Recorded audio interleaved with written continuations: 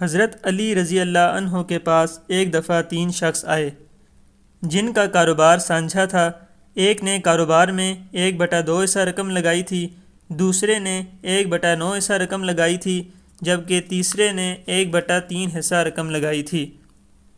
اس رقم میں سے انہوں نے باربرداری کے لیے اونٹ خریدے اور بیچے اور سب کچھ چلتا رہا۔ بالآخر ان تینوں کا ایک دفعہ جھگڑا ہو گیا۔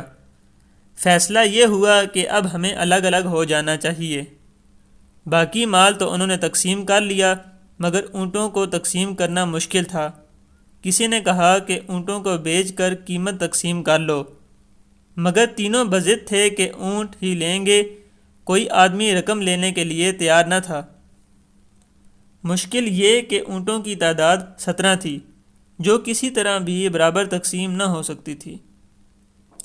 یہ فیصلہ حضرت علی رضی اللہ عنہ کے پاس لایا گیا۔ آپ رضی اللہ تعالی عنہ نے تھوڑا سا توقف کیا اور فرمایا کہ اونٹوں کو یہاں لے کر آؤ۔ اونٹ آ گئے جو تعداد میں 17 تھے۔ آپ رضی اللہ تعالی عنہ نے فرمایا ایک اونٹ بیت المال سے لا کر ان میں کھڑا کر دیا جائے۔ اب کل اونٹ 18 ہو گئے۔ آپ رضی اللہ عنہ نے ایک کو بلایا اور پوچھا تیرا کتنا حصہ ہے؟ وہ بولا میرا آدھا حصہ ہے۔ آپ نے فرمایا 18 میں سے 1/2 یعنی 9 اونٹ تو لے لے۔ دوسرے کو بلایا اور فرمایا تیرا کتنا حصہ ہے؟ وہ بولا 9واں حصہ۔ آپ رضی اللہ عنہ نے فرمایا پھر 2 اونٹ تو لے لے۔ تیسرے کو بلایا اور فرمایا تیرا کتنا حصہ ہے؟ وہ بولا تیسرا حصہ۔ آپ رضی اللہ عنہ نے فرمایا پھر 6 اونٹ تیرے حصے میں آتے ہیں۔